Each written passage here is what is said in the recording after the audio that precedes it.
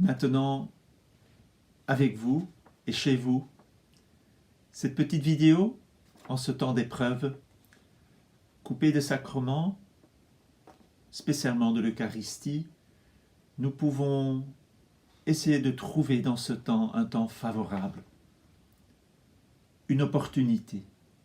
Nous avons une grande résilience, nous sommes des vivants. Le corps qui souffre, la psychologie qui souffre, trouve des chemins pour survivre. Et nous ne voulons pas seulement survivre, nous voulons vivre. Nous avons une grande résilience parce que nous sommes aussi des êtres spirituels. Un temps favorable, peut-être pour vivre davantage de la parole de Dieu. Vous savez, l'Eucharistie, le mystère de l'Eucharistie est si incroyablement construit. En particulier, il y a les deux tables. Il y a la table de la parole, il y a la table de l'Eucharistie. Et c'est la table de la parole qui conduit aussi à la table de l'Eucharistie.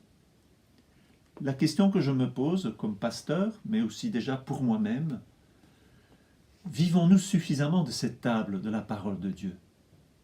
Est-ce que cette parole que nous recevons tous les dimanches ou quotidiennement nous dispose suffisamment à recevoir l'Eucharistie? Est-ce que nous savons que nous pouvons déjà vivre une profonde communion avec Jésus, avec Dieu, les uns avec les autres, à travers l'écoute de la parole? Est-ce que nous gardons suffisamment la parole de Dieu dans nos cœurs? Je voudrais vous citer quelques paroles de Jésus pour être plus dans les traces de Marie, de la Vierge Marie, qui gardait tous les événements de la vie de Jésus dans son cœur, qui gardait toutes ses paroles dans son cœur. Sommes-nous suffisamment là, gardiens de cette parole que Jésus donne avec largesse? En vérité, je vous le dis, que celui qui entend ma parole et qui croit celui qui m'a envoyé a la vie éternelle. La parole débouche sur la vie éternelle. Jésus dit encore, vous êtes déjà purs par la parole que je vous ai dite. Et en Matthieu, quiconque entend ces paroles que je dis et les met en pratique sera semblable à un homme prudent qui a bâti sa maison sur le roc. La pluie est tombée, les torrents sont venus, les vents ont soufflé et se sont jetés contre cette maison.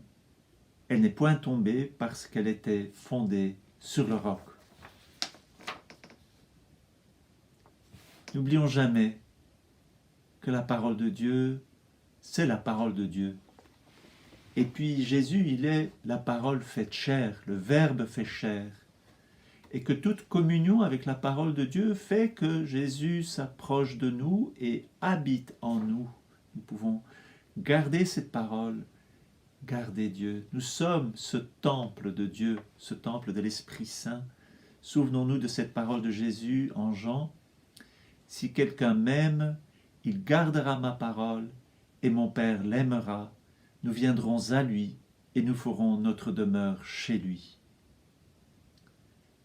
Lire la parole de Dieu, seul ou avec d'autres, c'est quelquefois un travail ardu, mais c'est un travail qui porte beaucoup de fruits. C'est ce que nos pères dans la foi exercent, ont exercé ou exercent tous les jours. Il faut, et nous pouvons garder la parole, nous pouvons la ruminer de telle manière qu'elle devient, qu'elle habite en nous. Nous pouvons devenir des familiers de la parole de Dieu. Alors, ce que je vous propose, c'est tous les jours de lire l'évangile du jour avec vous. Nous prierons l'Esprit Saint, nous lirons la parole de Dieu, nous verrons l'une ou l'autre parole qui peut nous interroger. Nous allons questionner cette parole, nous allons essayer de voir en quoi elle nous aide pour notre vie quotidienne.